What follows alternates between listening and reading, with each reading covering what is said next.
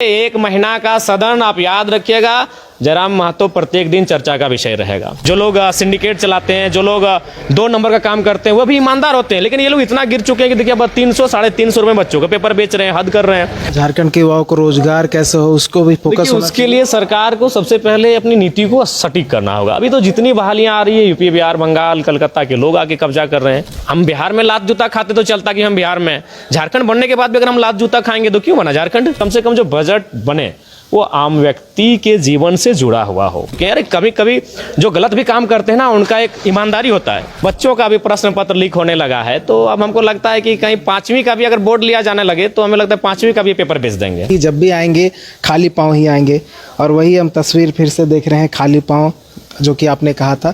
अब आते हैं बजट सत्र को लेकर, 24 तारीख से शुरुआत हो रही है, क्या कुछ आप लोग की ओर से मांग रहेगा, क्या कुछ चाहते हैं? ओर से हम तो कुछ विशेष नहीं है। सरकार को चाहिए कि जब भी बजट, चूंकि अब तो आज हम मैसेज दे रहे हैं, लेकिन हमें लगता है कि मैसेज को हमको 15 दिन पहले देना चाहिए था।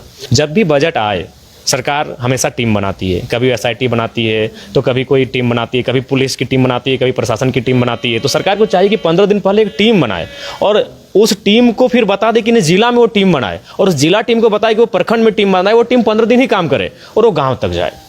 एक आम व्यक्ति दिनचर्या में किस प्रकार से वो परेशान है, वो स्वास्थ्य को लेकर परेशान है, वो बाजार में आलू प्याज की दर को लेकर परेशान है, वो अपने बच्चे की फी को लेकर परेशान है, वो किस चीज़ को लेकर परेशान है आम व्यक्ति, वो कम से कम सर्वे करे और उस सर्वे के आधार पे बजट पारित हो जो आम व्यक्ति तक जाए। क्योंकि हम, यही मेरा कहना रहेगा। लेकिन चूंकि आज हम लेट कर रहे हैं, आज हम आपको इंटरव्यू 21 तारीख को दे रहे हैं, 24 तारीख से सत्र है, तो आज के इंटरव्यू को कोई फायदा नहीं है सरकार को उस सलाह को देने के लिए। ये हम अगर 15 दिन पहले अगर हम मीडिया में कहते हैं और शायद सरकार वो काम करती तो बेहतर सामने आता। कम से कम जो बजट बने वो आम व्यक्ति के जीवन से जुड़ा हुआ हो। आप एरोप्लेन में बजट दे रहे हैं, फ्री सब्सिडी दे रहे हैं, आप कार में दे रहे हैं, आप स्कॉर्पियो में दे रहे हैं, उससे आम व्यक्ति को मतलब नहीं है। आप सड़क में जो चल रहा है तो उसमें क्या, अब वो जब बाजार जा रहा है तो उसमें क्या दे रहे हैं, वो जब अस्पताल जा रहा है तो उसमें क्या दे रहे हैं, उसके बच्चे स्कूल जा रहे हैं तब उसमें क्या दे रहे हैं, वो काम करने के लिए जा रहा है तो वहाँ क्या सृजन हो रहा है। तो आम व्यक्ति जहाँ से प्रभावित होता है, बजट उस विषय को आधार मान के, उन तथ्यों का आधार मान के बजट आना चाहिए। झारखंड के युवाओं को रोजगार कैसे हो, उसको भी फोकस होना। उसके लिए सरकार को सबसे पहले अपनी नीति को सटीक करना होगा। अभी तो जितनी बहालियां आ रही है, यूपी, बिहार, बंगाल, कलकत्ता के लोग आके कब्जा कर रहे हैं, वो बहुत ही मतलब दुखी मानते हैं कि राज्य बनना ही नहीं चाहिए था। इससे अच्छा जो था भाई, कम से कम हम बिहार में लात जूता खाते तो चलता कि हम बिहार में, झारखंड बनने के बाद भी अगर हम लात जूता खाएंगे तो क्यों बना झारखंड। अब सारी नौकरियों को बेच रहे हैं, कोई आपके पास रोकने का तरीका ही नहीं है।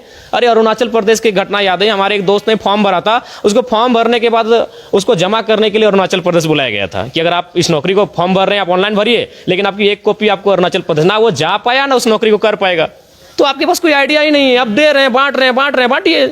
योजना नीति है ही कोई मतलब नहीं है इस राज्य के बनने का, आज कोई मतलब नहीं होगा। 10% लोगों के लिए होगा, जो विधायक बने, जो सांसद बने उनके लिए होगा, जो कुछ जगहों पे ठीक ठाक आ गए, कुछ लोग बीडीओ, सीओ, 2-4 लोग डीएसपी तक बन गए उनके लिए, लेकिन 90% जो जनता है उनको कोई मतलब नहीं हो इस राज्य के बनने का। आज भी वो धक्के खा रहे हैं। आप इस राज्य की ये दशा है कि आप आउटसोर्सिंग एजेंसियों में चले जाइए, उसकी एक लिस्ट निकालिए, आउटसोर्सिंग कंपनियों की 1000 लिस्ट आएंगी, 1000 में हमको लगता है कि 999 कंपनियां आउट ऑफ स्टेट की हैं।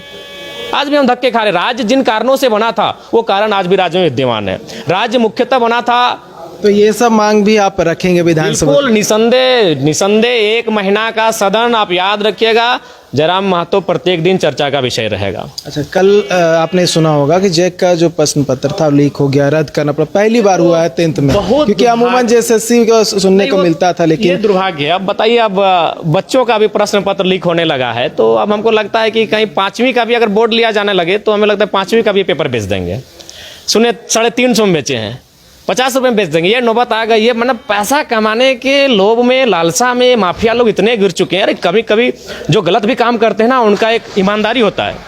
जो लोग सिंडिकेट चलाते हैं, जो लोग 2 नंबर का काम करते हैं, वो भी ईमानदार होते हैं, लेकिन ये लोग इतना गिर चुके हैं कि देखिए अब 300 साढ़े 300 रुपये बच्चों का पेपर बेच रहे हैं, हद कर रहे हैं। तो ऐसे लोगों पे कड़ी कार्रवाई की आवश्यकता है, और हमें लगता है कि राज्य सरकार वहाँ पर थोड़ा सा फेल हो रही है। वहाँ पर वो काफ़ी उदासीन पॉलिटिक्स को दर्शा रही है। वहाँ थोड़ा सा एग्रेसिव नेचर चाहिए, माफियाओं को नकेल कसने की आवश्यकता है, तभी जाकर हमें लगता है ये माफिया शिक्षा से हट के दूर जाएंगे।